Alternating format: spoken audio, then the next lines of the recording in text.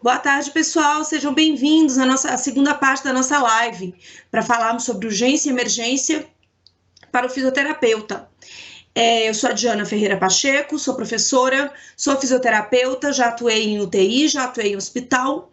Quem assistiu na segunda-feira, a gente falou um pouco sobre o conceito de urgência e emergência em UTI, de fisioterapeuta na urgência e na emergência, e também falamos que regulamenta o exercício da profissão. Vamos conversar um pouquinho hoje sobre os recursos que nós usamos, quando nós atuamos, certo? E, mais interessante, embasando isso, pessoal, com base em documentação do Ministério da Saúde, certo? Eu vou projetar algumas coisas, tá? Vai aparecer meu e-mail, meu Instagram. Quem quiser, segue lá, a gente troca uma ideia de vez em quando para falar sobre pós-graduação semipresencial, para falar sobre urgência e emergência, ok? Um grande abraço, pessoal. Vamos começar, então, o nosso bate-papo como foi na segunda-feira, ok? Vou compartilhar a tela com vocês para a gente começar a falar um pouquinho, certo? Vamos lá. Eu sou a Diana, eu sou mestre em Fisiologia Cardiovascular, sou professora de disciplinas direcionadas, meninos, para urgência e emergência. Fisioterapia hospitalar, prótese e órtese, então é disso que eu sempre gostei. Coordenadora dos cursos de pós-graduação da FMU. Aqui está meu e-mail profissional e meu Instagram. Aguardo vocês lá. Vamos lá, pessoal. Como a gente combinou na segunda, que eu combinei com vocês, nós falaríamos hoje sobre o quê? Ventilação mecânica, ventilação não invasiva, ventilação mecânica não invasiva, as interfaces que são utilizadas nesses dois casos. No caso da ventilação não invasiva, queridos, nós utilizamos as máscaras nasofaciais ou as máscaras faciais, certo? Papel do fisioterapeuta, eu vou falar um pouquinho daqui a pouco. Vou falar alguma coisa, por exemplo, com relação à desobstrução, quando é necessário fazer, quando ela é benéfica na urgência, ok? Falar também, pessoal, um pouco da ventilação mecânica não invasiva e cuidados que nós estamos tendo que ter atualmente por conta do Covid.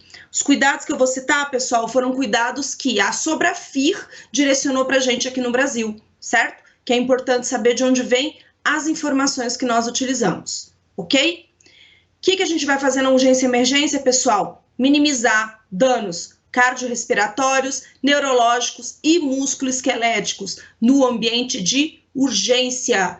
Quais são esses ambientes, pessoal, que já está autorizado o fisioterapeuta a trabalhar? Pronto-socorros e unidades de pronto atendimento, ok? Então, a gente minimiza esses danos cardiorrespiratórios em um paciente que chega grave, certo? Principalmente com comprometimento pulmonar e neurológico. Sendo que, quando nós minimizamos, pessoal, em muitos casos, evitamos que o paciente evolua para o quê? Para a necessidade de ventilação mecânica, por exemplo. Eu vou dar uma explicação, vou dando dica, vou explicando um pouquinho onde a gente intervém e dando alguns exemplos da prática clínica.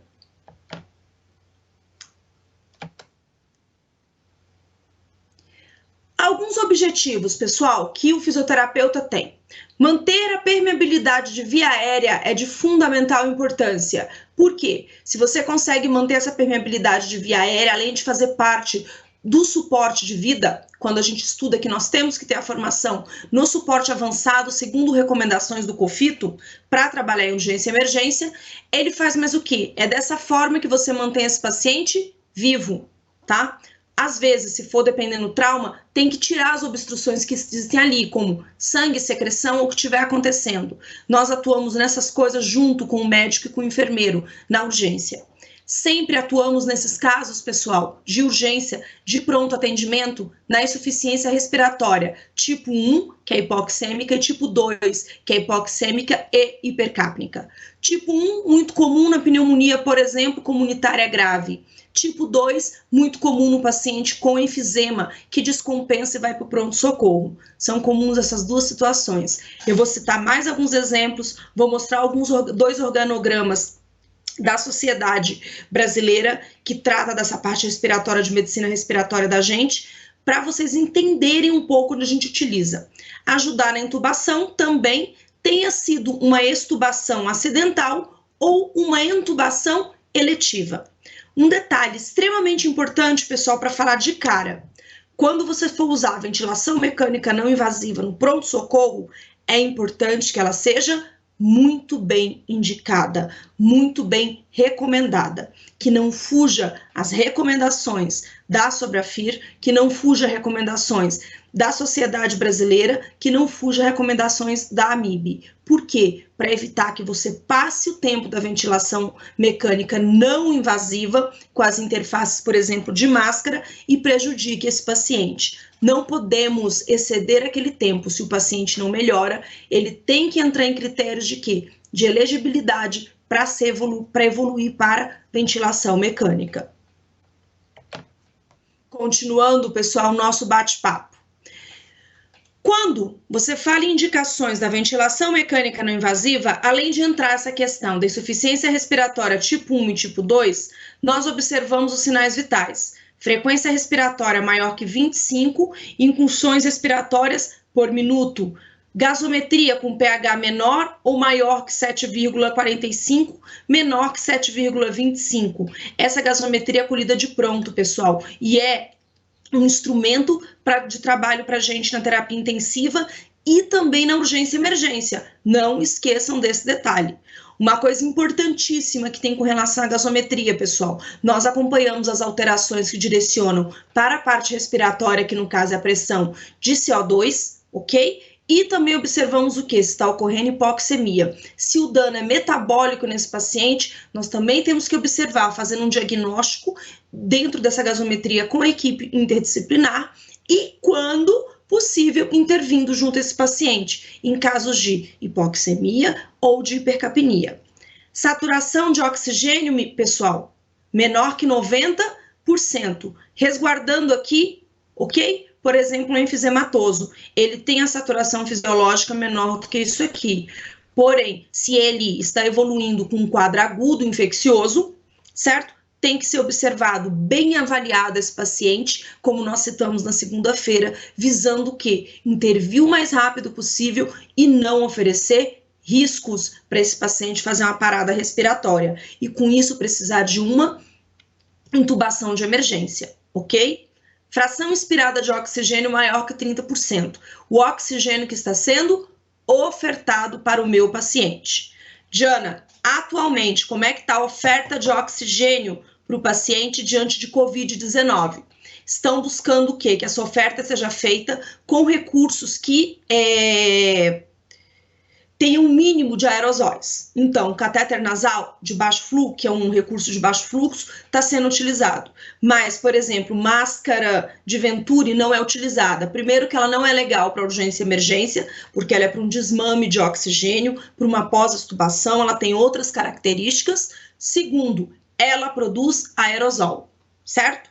Então, tem que ser feito como isso, pessoal? Com máscara de reinalação, quando possível, seguindo princípios de que, se o indivíduo começa a ficar pior, não melhora com aquele suporte de oxigênio, a indicação seria o quê?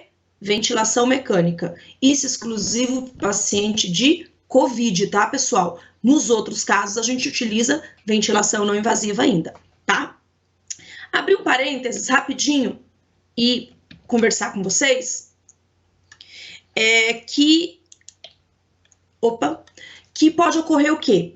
Se você tem uma pneumonia, você usa o oxigênio, você usa a ventilação não invasiva. Se existe uma suspeita atualmente de Covid-19, você não usa a ventilação não invasiva. Por quê? Pelo risco de dispersão de aerosóis, tá? Assim como nebulizações que dispersam aerosol, pessoal, também não é indicado utilizar nesse momento de Covid-19.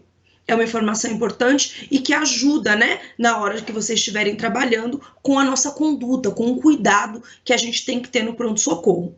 A Sobrafir traz recomendações importantes e as sociedades de saúde que tratam de urgência e emergência, de pronto-socorro, também estão trazendo cuidados para a gente. Condições clínicas, pessoal, onde você pode usar a ventilação mecânica não invasiva, tá? Na asma exacerbada, com a terapia medicamentosa prescrito pelo plantonista, certo? Que vai procurar, nós vamos tentar repousar essa musculatura respiratória e reduzir o risco de intubação. Eu já falei uma vez aqui para vocês, a Asma mata muito no pronto-socorro, mata muito quando ela se torna mais grave, mas eles não falam tanto da asma fazer isso, mas é uma realidade, certo? DPOC exacerbado, quando consegue-se utilizar a ventilação mecânica não invasiva, pessoal, nós reduzimos as intubações, tempo de internação e a mortalidade, conseguindo, ok? Manter esse paciente fora da ventilação mecânica. Você consegue, muitas vezes, que ele nem tenha necessidade de internação em unidade de terapia intensiva, que resolva o problema dele no pronto-socorro, ele consiga ficar numa enfermaria e ir embora para casa em menos tempo e com menos risco de complicações.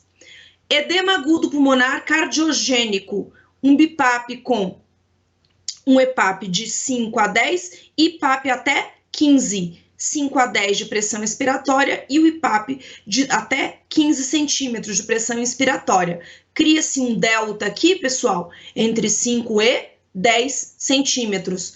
Com edema agudo pulmonar cardiogênico, o que acontece, turma? Quando coloca o BIPAP, que são 2 níveis de pressão, você consegue dessa forma diminuir a quantidade de líquido que está invadindo espaço alveolar daquele paciente, que está invadindo regiões de troca gasosa e minimiza o que, pessoal? A intubação e a mortalidade. Não só isso, ok? Vocês conseguem com isso minimizar os danos que esse paciente pode ter pela necessidade do uso da ventilação mecânica. SARA, no caso de SARA leve, é importante. Detalhes aqui. Aqui é uma condição que você tem que fazer o quê? Uma boa eleição, certo? Se compensa ou não colocar ventilação mecânica não invasiva. Ou se já é um paciente, certo? Que já tem indicação direta de ventilação mecânica. A SARA é um exemplo. O COVID, pessoal, entra aqui também. Tá? Se o paciente chega com uma relação PaO2-FiO2 já baixa, a indicação dele é fazer o quê? Ventilação mecânica direto e não utilizar ventilação mecânica não invasiva. São informações importantes para que a gente não deixe de perder o feeling, o momento que esse paciente não tem mais indicação de usar ventilação não invasiva. Pneumonia por assistência, pneumonia comunitária grave, tá, pessoal? Utilizar em portadores que têm DPOC, se insucesso novamente, não retardar a intubação, não esperar, pessoal, que esse indivíduo faça o quê? Uma parada respiratória, uma parada cardíaca e piore, se ele chega em quadro franco de insuficiência respiratória no pronto-socorro, é feita a avaliação. Se verifica que esse paciente já atende critério para ventilação mecânica, não se tenta a ventilação mecânica não invasiva. Faz o quê? Oxigena esse paciente com os recursos apropriados e já elege a ventilação mecânica. Para quê? Para que tenha menos risco de complicação e que reduza o tempo de intubação desse indivíduo. Pós-extubação, tá? Reduz o tempo de VM, reduz mortalidade, diminui a pneumonia por assistência ventilatória. Pessoal, as pneumonias, certo, fazem parte da nossa realidade quando nós tratamos da ventilação mecânica não invasiva e da ventilação mecânica. Quando fala de ventilação mecânica, nós estamos direcionados mais para a terapia intensiva e não para o pessoal da urgência e emergência. Porém, quando nós falamos de uma pneumonia comunitária, a ventilação mecânica não invasiva pode ajudar, certo? Que esse paciente não seja entubado. Porém, se a insuficiência respiratória dele já estiver franca, não é indicado retardar, certo? O que ela pode fazer pós-extubação, pessoal? Diminui tempo de internação em DPOCs hipercápnicos, PCO2 maior que 45. Utilizar para evitar insuficiência novamente e reintubação como uma ação profilática e usar para o novo quadro de insuficiência respiratória instalada, tá, pessoal? Ação curativa, ajudando dessa forma que reduz o tempo de internação, que reduza, pessoal, a gravidade desse indivíduo. No pós-operatório, cirurgia abdominal, torácica eletiva para ajudar com a troca gasosa, reduz também as atelectasias e diminuição do VOB. Vamos falar mais umas coisinhas pessoal, com relação à terapia ao uso da ventilação mecânica não invasiva, certo? Vamos a um exemplo clínico. Chega um indivíduo com asma, já em franco uso de musculatura acessória, você observando ele fazendo uso, pescoço, tiragem às vezes costal, batimento de asa de nariz. O que é interessante? Utiliza-se a ventilação mecânica não invasiva e avalia com 30 minutos se ele melhorou ou não. Se colocou a ventilação mecânica não invasiva, esse paciente evoluiu para parada respiratória, ou ainda esse paciente rebaixou nível de consciência, não melhorou o esforço, ele não tem indicação de ventilação mecânica não invasiva. A indicação dele passa a ser o quê?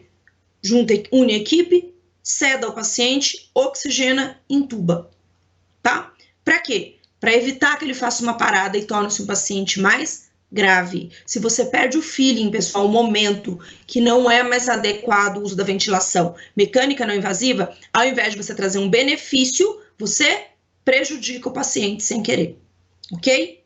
Doença neuromuscular, se ele chega no pronto-socorro com pneumonia e franca insuficiência respiratória, se ele ainda tem um pouco de função da musculatura respiratória, pessoal, usa-se ventilação mecânica não invasiva. Para quê? Para ajudar a musculatura respiratória desse paciente e para ajudar o quê? A troca gasosa, porque ele é hipercapnico, não podemos esquecer disso, ok? Ele é um paciente que tem hipercapnia pela doença neuromuscular, ele faz muita insuficiência respiratória, tipo 2, certo? Então fazer o quê? Colocar a VNI, começa a tratar a pneumonia, paciente melhorou? Ok, continua utilizando o recurso. Não melhorou, pessoal? Tem que evoluir para ventilação mecânica. Diana, ele não respira de forma fisiológica pela doença neuromuscular. Adianta a ventilação não invasiva? Se ele usa em casa e ainda respira de forma espontânea? Sim. Se não é o caso, aí tem que ser avaliado um outro formato, certo? São pacientes, às vezes, que residem em casa, pessoal, com suporte de home care, com suporte de ter ventilação mecânica não invasiva em casa, para que ele tenha o quê? Qualidade de vida e condições, certo, de manter-se na sua casa. Beleza? O que mais, pessoal, que é comum encontrar? Idoso que vai para o pronto-socorro com pneumonia grave. Essas pneumonias graves, pessoal, normalmente fazem hipoxemia, tá? Oferta o oxigênio. Nesse momento, catéter nasal ou máscara não reinalante, certo? As máscarazinhas que não produzem aerosol. Utilizar recursos que não produzem aerosol. Por quê? No momento a gente não sabe se as pneumonias no pronto-socorro podem ou não ser por Covid. Quando chega, vai colher exame, ok, mas até o resultado do exame sair, não pode deixar o paciente passando mal. Tem que intervir utilizando, né? Sempre utilizando os recursos de EPIs e cuidado pra gente, tá bom? Nós, como temos contato com a parte respiratória desse indivíduo, pessoal, utiliza sempre o que de EPI? Óculos de proteção ou a shield face, ok? Máscara N95 ou compatível, de preferência alguma coisa que tampe também seu pescoço. Capote, cabelo preso, certo? E proteger também as orelhas, se for para ter contato com a questão do vírus, certo? Se precisar aspirar um paciente de urgência e emergência, que entra ali no que eu vou falar agora para vocês, como uma das técnicas de desobstrução, o que tem que ser feito? Essa mesma proteção. Se já está em ventilação mecânica no pronto-socorro também, utilizar o quê? Circuito fechado de aspiração. Não desconecta esse paciente nunca, de preferência, certo? Os recursos de aerosol, essa coisa toda, quem tiver curiosidade, dá uma corridinha lá no site da Sobrafir depois, que eles criaram normas de segurança pra gente, tá? Quando precisa usar, por exemplo, aerosol terapia, alguma coisa assim, certo? Minto. Está contraindicada a aerosol terapia, mas quando é para utilizar medicação nesses recursos, eles têm as determinações para proteger a equipe de fisioterapia. Beleza?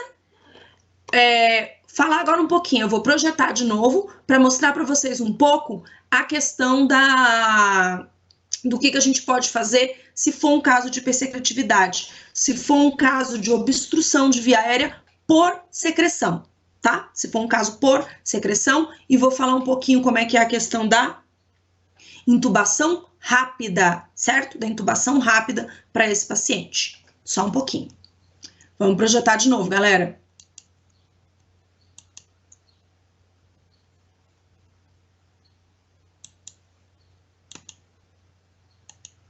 Lá vamos nós. Primeiro, as terapias, pessoal, quando são indicadas de expansão pulmonar. Temos alguns formatos que pode ocorrer. Vamos do básico. Posicionamento. Como a gente coloca o paciente, certo? Favorecendo aqui a mecânica de diafragma. No asmático, no efizematoso, ajuda muito, tá, galera? Colocar ele numa posição mais confortável, cabeceira um pouco mais elevada, quadril bem posicionado, certo? De forma que você não aumente a sobrecarga em diafragma. Em ventilação espontânea, recurso de redução de pressão pleural, espirometria de incentivo, exercício respiratório. Recurso para aumento de pressão alveolar. Na fase inspiratória, RPPI. Na fase expiratória, uso de EPAP. Quando for na INS e na ES, que usa? CPAP e bilível. As fontes das imagens eu estou colocando aqui embaixo, viu, pessoal? Isso aqui para aumentar a pressão alveolar. Onde eu preciso aumentar a pressão alveolar? Quando a troca está prejudicada, se tiver líquido nesse alvéolo.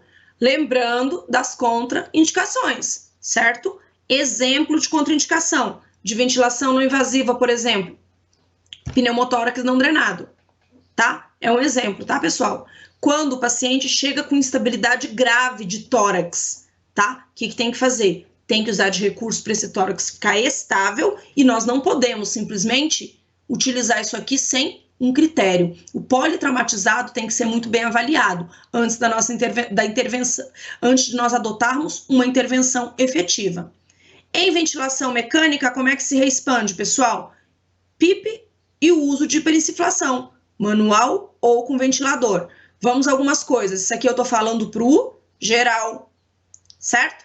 Em caso de pacientes que estão no pronto-socorro e vão para ventilação mecânica e tiverem suspeita de COVID, tudo isso aqui muda. Por quê? Primeiro, que você não pode fazer hiperinsuflação manual. Segundo, é um paciente que ele apresenta modificação de complacência pulmonar. Aí existem outros critérios, outras condições que têm que ser abordadas para ele. Certo? Vamos aqui, pessoal. Teve insucesso na ventilação mecânica não invasiva. Qualquer um desses quadros aqui, ó, certo? Chegaram um desses 4 casos aqui, ou a pneumonia grave, comunitária, e você colocou a ventilação não invasiva, o médico entrou com a intervenção da medicação, fizemos tudo o que era possível para esse paciente. Porém, galera, o que aconteceu?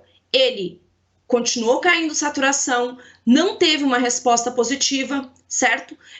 Caiu saturação, rebaixou o nível de consciência, continua com esforço respiratório, continua com a frequência respiratória alta, frequência cardíaca alta.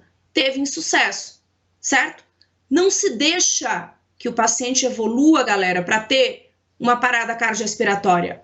Faz o quê? Evolui para ventilação mecânica. Discute com a equipe médica e vai evoluir esse paciente para ventilação mecânica. Nós, pessoal, na urgência e emergência, vamos lá, o que a gente faz como fisioterapeuta? Bora conversar de novo, olho no olho. O que a gente faz, pessoal? A parte ventilatória de oxigenação é nossa. Acordões trazem que várias coisas não são nossas, como, por exemplo, retirada de secreção, acordões do cofito, tá? Retirada de secreção não é nossa, troca do coleta de secreção para exame não é nossa, tem alguns serviços que a gente que faz tal, mas isso é coisa de rotina. No pronto-socorro, pessoal, no caso de urgência, se não tem uma pessoa para testar o equipamento de ventilação mecânica e montar esse aparelho, apesar de não ser determinação só nossa, o que a gente faz? Chega grave para entubar, pega o equipamento e vai montar. Conecta onde tem que conectar, no oxigênio, no fluxo direitinho lá na parede, conecta os cabos, liga o equipamento para testar. Em modo que o paciente fique, certo? Completamente entregue à ventilação mecânica. Cada serviço tem seu padrão. Se começa isso no modo ventilado a pressão ou a volume, ok? A patologia do paciente também influencia. Nós poderíamos passar aqui a noite toda falando sobre isso, certo? Isso aí a gente vê aonde? Na pós-graduação em urgência e emergência, numa pós-graduação direcionada para esse aspecto. Ou TI ou coisa assim. Urgência e emergência tem coisas diferentes, certo? FiO2, 100% logo de cara, uma PIP em torno de 8, tem locais que ele já começa com PIP de 10, PIP de 15, depende do que o serviço faz, certo? Montado tudo certinho, ok? Paciente é sedado, coloca a máscara o ambu, vamos usar como ambu em vez de bolsa de reanimação, coloca no rosto do paciente, posicionado no queixo e selando a boca, ok? Ambusa com oxigênio, evidente, coloca o catéter de oxigênio nesse ambu, ambusa o paciente, certo? Oxigênio esse paciente, tá sedado, o médico passa o laringo e passa o tubo, tá? Insufla o cuff, balonete, conecta na ventilação mecânica, certo? Conectou o paciente ali, ausculta, confere se tá simétrico, posiciona fixa o tubo, pronto, o paciente está bonitinho, ok? Depois disso vem raio-x, gasometria, para ver se ficou tudo legal. Estando tudo bem, pessoal, nós cuidamos do quê? Desse aporte ventilatório para redução de parâmetros. Serviço público, pessoal, é uma realidade muito grande de sempre a gente ter que fazer o quê? O desmame todo da ventilação mecânica no pronto-socorro. O paciente nem vai para a UTI porque não tem vaga, certo? No serviço privado, não. Se acontecer uma emergência, entubou no pronto-socorro, ele sobe direto para a UTI, tá? Sobe direto para a UTI. Lá é montado o leito, ajeitado, a gente não monta leito, a gente confere que diz respeito à parte de oxigenoterapia. Auscultou, tem secreção? A gente aspira. Foi Covid, entubado por Covid? A gente aspira não. O que tem que fazer? Montar já tudo isso com o circuito fechado de aspiração, tá? Porque ali, essa saída, pessoal, de gases ali é altamente contagiosa. Todo mundo está escutando falar disso, tá? Sugiro que vocês estudem, façam leitura no site do Ministério da Saúde, as coisas que a UNASUS traz, porque eles trazem informação segura, assim como as associações que não têm fins direcionados para nenhuma questão, tá? Por exemplo, a Sobrafi, Sociedade Brasileira de Infecto, que traz ali informações seguras para quem está aí na linha de frente nos hospitais, certo? Pessoal, se for paciente de Covid, não oxigena? Oxigena sim, mas como? O pessoal tem recomendado com 2 pessoas, tem recomendações. Por quê? Uma posiciona essa máscara aqui, que ela pega o queixo do paciente e o nariz, firma com as 2 mãos, para não ter escape, e firma com as 2 mãos para não ter escape, certo? E faz o que mais com relação a isso? A outra vem e ventila, certo? Com oxigênio. Ventila o paciente, ventila, ventila, ventila. Depois disso, sedou o médico, vlup, intuba. Diana, falhou a intubação. Paciente de intubação difícil, certo? Como eu já escutei muito emergencista, muito intensivista falar, toda intubação é difícil. O que a gente faz nesse caso?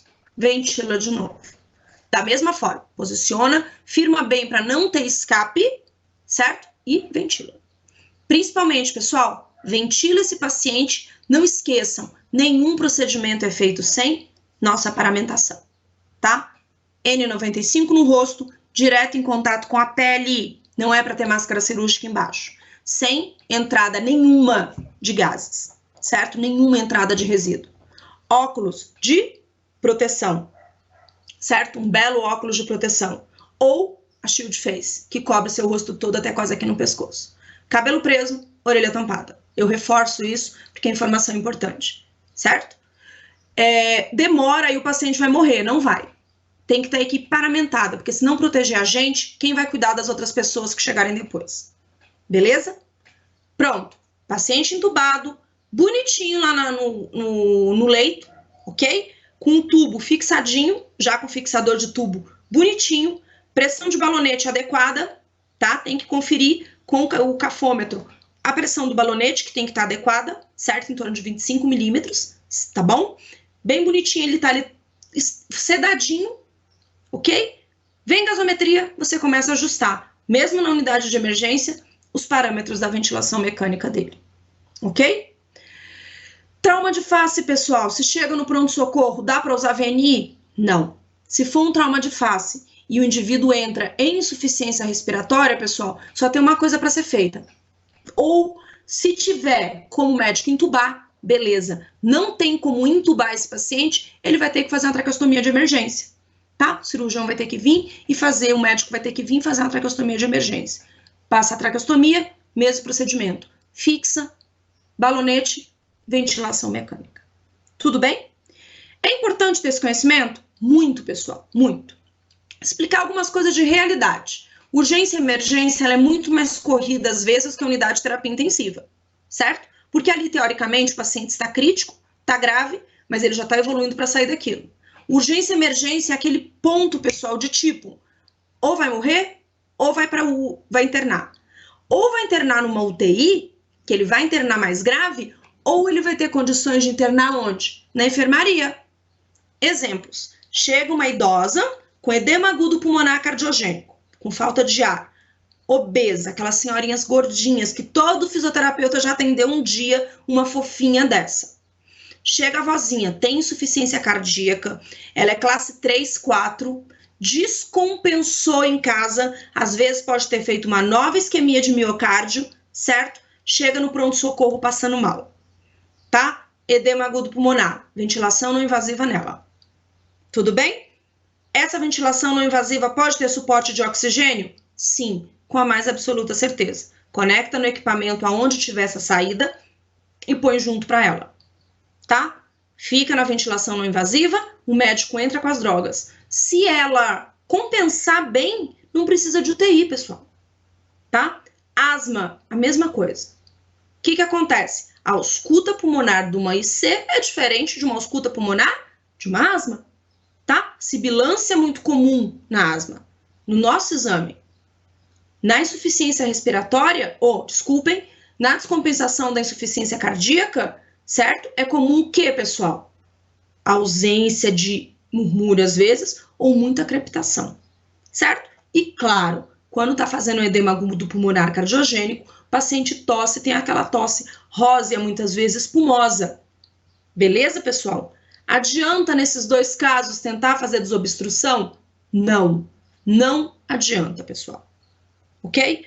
O mais interessante é intervir para que ele melhore, repouse a musculatura. Ok? Se tiver secreção, se for um paciente com pneumonia, com a crise de asma, e tiver secreção que tem como ser tirada, melhora o conforto dele? Melhora com a mais absoluta certeza. Então, a gente tem que ter muito o quê? Feeling para avaliar esse paciente, para ofertar o melhor recurso naquele momento para ele. Beleza, galera? Beleza? Joia. Sobre a oxigenoterapia nesses casos. Quando intuba, FiO2 100%, baixa rápido, assim que puder, tá?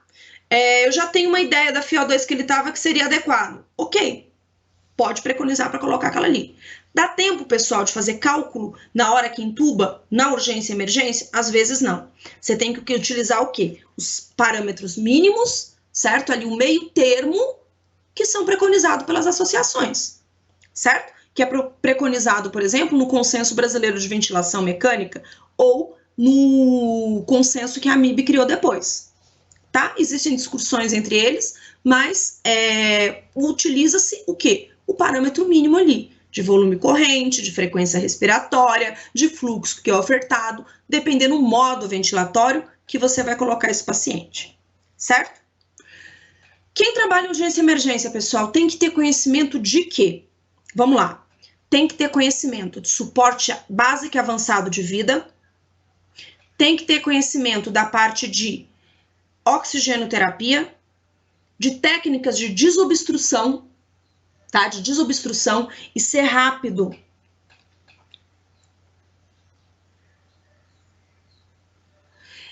Já vou responder a pergunta que me mandaram aqui. No caso, certo, da insuficiência eu estava falando dos recursos que tem que ter de conhecimento, né? Beleza. Na expansão pulmonar, os formatos que tem que ter para ajudar esse paciente, se for, por exemplo, uma telectasia, certo? E também é importante o que, pessoal? Conhecimento da ventilação mecânica e da ventilação mecânica não invasiva. Um emergencista não pode tentar se arriscar trabalhando nesse setor sem essas informações, tá? E posições que sejam o quê, queridos? Favoráveis à mecânica respiratória desse indivíduo. Sentado, tá? Não é sentadão, é um sentado apoiado, de preferência sem criar tensão nessa região, com apoio para os braços, com apoio para ele relaxar a musculatura nessa região aqui, tá bom? Deixa eu ver uma pergunta, pessoal. Tá. Quando existe uma insuficiência, a Jéssica Hurtado tá aqui perguntando sobre a insuficiência. Se for insuficiência cardíaca e o paciente tem uma bomba inefetiva, a ventilação mecânica não invasiva vai ajudar. Não invasiva com a máscarazinha vai ajudar com o quê? A diminuir a sobrecarga naquele coração e vai ajudar a diminuir o quê, pessoal? O esforço de musculatura respiratória, além de melhorar as trocas gasosas e estabilidade dos alvéolos, que estão querendo o quê? Ser invadidos por líquido, pelo edema pulmonar. Se ela perguntou sobre a questão se teve um infarto, a insuficiência cardíaca, quando ela é por infarto agudo do miocárdio, o que vai acontecer? Aquela área já está lesionada, tá bom? Aquela área está lesionada, mas ainda tem ali uma bomba tentando manter-se funcionante. Então a gente faz o quê? Tenta diminuir o esforço dessa bomba. Além disso, se ela estiver falando aqui numa insuficiência respiratória, a tipo 1, ela se beneficia muito, pessoal. Suporte de oxigenoterapia não for suficiente, o uso do quê? Da ventilação mecânica não invasiva para repouso de musculatura respiratória, melhora de troca gasosa, tá? E minimizar, pessoal, os eventos de intubação orotraqueal. Beleza? O que mais, pessoal, que vocês têm que ter muito conhecimento quando vai para o pronto-socorro? Você começa a trabalhar no serviço, você tem que conhecer os equipamentos e a aparelhagem que tem lá. De oxigenoterapia, o que tem se você precisar da parte de desobstrução no seu atendimento de emergência, tá? O que existe lá para você fazer? Expansão pulmonar, tá? E também o equipamento de ventilação mecânica. Não sei mexer naquele equipamento X, não sei mexer naquele recurso Y. Você vai atrás de quem é responsável pelo serviço ou o colega que está sempre ali no plantão e descobre como é que ele funciona. Por quê? Numa emergência não dá tempo de você ler o manual. Ou liga e funciona, ou então o paciente vai ter prejuízo, certo? Sempre que a gente fala, pessoal, numa pós-graduação e nas recomendações do COFITO e de sociedades sérias, de associações sérias, nós estamos também objetivando o quê? Um bom atendimento para a comunidade, um maior cuidado para a comunidade. Beleza? Diana, paciente foi entubado e é por Covid. O que tem que manter? O tubo clampado. O tubo fica clampado, fechado, com uma pinça, até o paciente ser conectado na ventilação mecânica. E tá tudo montado. Certo? Conectou, não sai mais. Conectou, solta a pinça. Diana, isso demora? Não, pessoal, não demora. Não pode demorar. São coisas rápidas que tem que ser feita. Tá? São coisas rápidas. São os procedimentos, no caso que nem oriento, de intubação rápida para esse paciente. Tem que estar tudo pronto para se intubar. Como? Viu que vai intubar, pega o equipamento da ventilação mecânica, o outro está oxigenando esse paciente, ventilando ele ali um pouco com a bolsa de ressuscitação, certo? E você está fazendo o quê? O equipamento está todo montado, já está conectado, de preferência, o equipamento de aspiração fechada, tá? Terminou, ajeitou, pode aspirar e deixar esse paciente ali sem risco de desconexão. Para evitar o quê, pessoal? De sair aerosol. Beleza? De dispersão de partículas que podem contaminar o resto da equipe. Tudo bem até aqui, né, pessoal? Vamos continuar mais um pouquinho aqui com a nossa projeção, tá?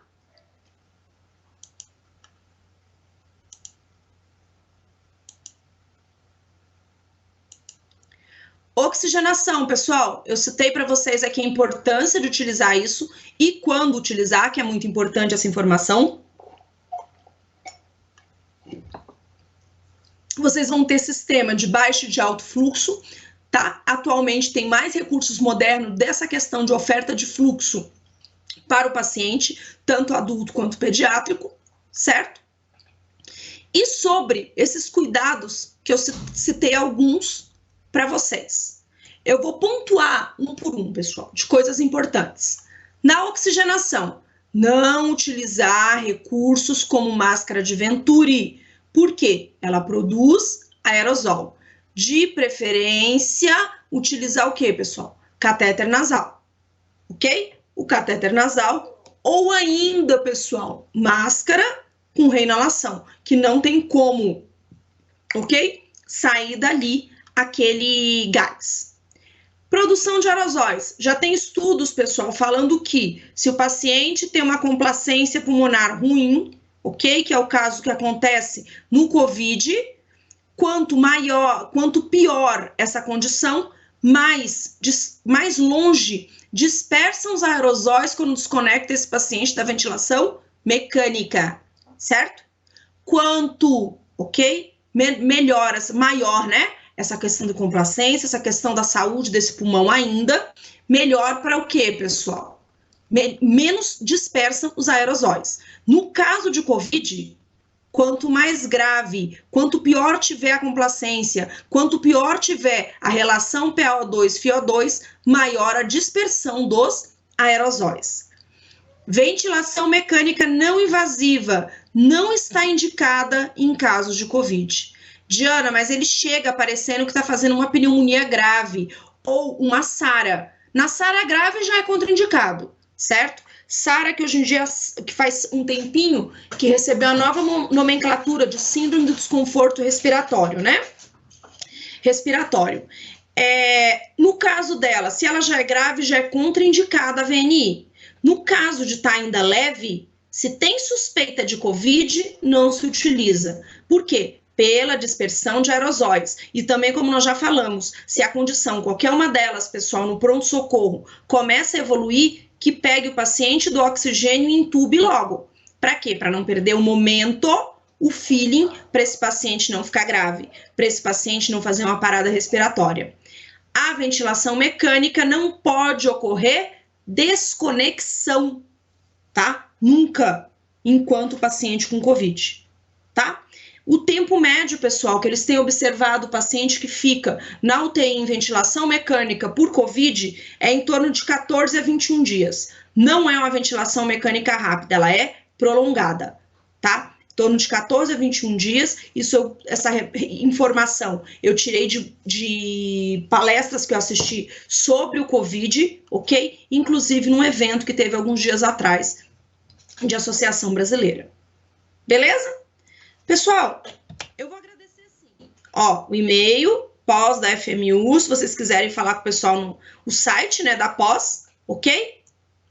Mas eu quero ainda comentar algumas coisas importantes com vocês.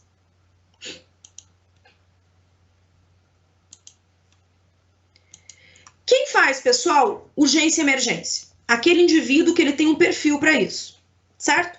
O perfil técnico, tá? E o interesse em trabalhar com uma condição que precisa o quê? Estar rápido, atento para resolver. Existe, pessoal, estudo já, existe a preconização até de quanto oxigênio oferece para, por exemplo, num pronto-socorro, um paciente que infartou. Antigamente tinha que manter todo o tempo essa saturação de oxigênio acima de 94. Hoje em dia não é mais a realidade. Mantendo em torno de 90, 92, o paciente está aceitável.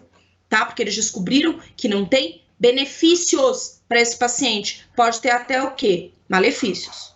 Beleza? Se for um AVE, eles falaram nesse material sobre o AVE e o infarto. Se for um AVE, o paciente chegou com AVE, necessita muitas vezes de oxigênio, pessoal. Coloca-se quanto ali de oxigênio? Mesma situação, para manter em torno de 90% de oxigênio. Tá? De saturação, de oxigênio não, perdão, de saturação.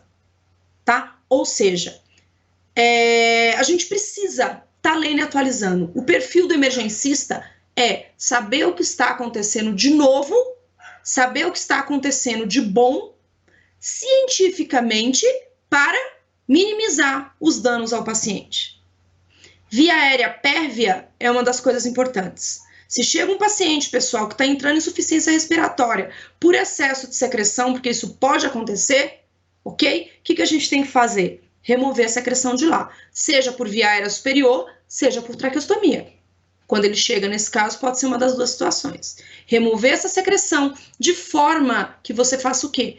Preserve essa via aérea pérvia. Rebaixou o nível de consciência, pessoal, se ele já chega assim, no pronto-socorro, não tem mais proteção de via aérea, não tosse, não consegue mais reagir, esse paciente é indicado a fazer o quê, pessoal? Utilizar ventilação mecânica. O que nós vamos intervir? Nessa parte. Verificação do equipamento, intubar, tem suspeita de Covid? Tem suspeita de Covid? Sim. O que a gente tem que fazer? Não deixar que ele seja entubado para ter que desconectar para novamente precisar colocar um circuito de aspiração fechada. Entendem? Então são cuidados, pessoal, são coisas que o emergencista tem que estar sempre com feeling. Tem que estar atento. Quem trabalha com urgência e emergência, pessoal, ele não tem tempo, como eu brinco, de comer mosca. Certo? Não tem tempo de comer mosca. Não tem tempo de ficar boiando sem observação com isso. Dá tempo, às vezes, de atender e verificar todo mundo que está na emergência, principalmente se for do serviço público? Não. A gente acaba tendo que dar mais atenção para qual paciente, pessoal? Para aquele que tem complicação pulmonar, certo? Para aquele que sofreu naquele momento um evento cardiorrespiratório, que está com edema agudo pulmonar, por exemplo, para aquele de insuficiência cardíaca, a gente segura ele fora da máquina com assistência medicamentosa, com o uso da ventilação não invasiva, com sistemas de alto fluxo, certo? Então a gente tem que estar antenado todo o tempo. Nós não temos aquele conforto de, vou dar uma descansadinha aqui porque eu tô morto. Não. O emergencista, tá? Assim como o pessoal da terapia intensiva, não tem esse tempo. Por quê? É necessário demais o quê? O cuidado com o paciente. Um queimado, pessoal. Nós temos um importante papel no indivíduo queimado, por quê? Ele é um indivíduo que pode evoluir para uma insuficiência respiratória aguda. Por quê? A via aérea, pessoal, encheu de fumaça, certo? Encheu de fumaça, ela é altamente tóxica para esse paciente. Ele pode sofrer queimadura de via aérea no incêndio. Se ele chega no pronto-socorro, o que a gente tem que fazer? Tentar intervir, certo? Da forma mais rápida possível para reverter a insuficiência, ajudar a reverter a insuficiência respiratória. Diana, se for no caso de um envenenamento por alguma coisa, chegou com insuficiência respiratória, coloca oxigênio nele para ajudar com a saturação? Não adianta. Tem casos de envenenamento, meninos, que não adianta ofertar oxigênio. Tem que fazer o quê? Ventilação mecânica não invasiva para vir para o tubo. Até o quê? O veneno acabar. Tá? Então, nós temos que ter critério para ver o que vai ser feito ou não para o paciente. Toda vez que cai saturação, meninos, está indicado oxigênio terapia? Não. Todo paciente que chega com esforço de musculatura respiratória, está indicado ventilação mecânica não invasiva? Não também. Então, nós temos que ter o quê? Atenção, avaliar esse paciente com critério, fazer pós-graduação e estudar muito. Eu agradeço os elogios que me passaram aqui, agradeço todo mundo que prestou atenção e que compartilhou esses 50 minutos aí comigo, tá? Foi um prazer enorme. Convido vocês a conhecerem o programa da pós-graduação semipresencial da FMU, tá? Eu também dou aula, tenho disciplinas, dou aula nessa pós-graduação, compensa muito, pessoal. E quem for trabalhar com urgência e emergência vai ter uma vida de emoção, corre, corre, aventura sempre. Uma aventura, sim, bem organizada, uma aventura criteriosa, onde nós vamos estar contribuindo com minimização de danos e bem-estar do paciente. Foi um prazer, muito obrigada a todos, sejam muito bem-vindos sempre aos eventos da FMU. Beijinho, pessoal. Tchau, tchau. Muito obrigada.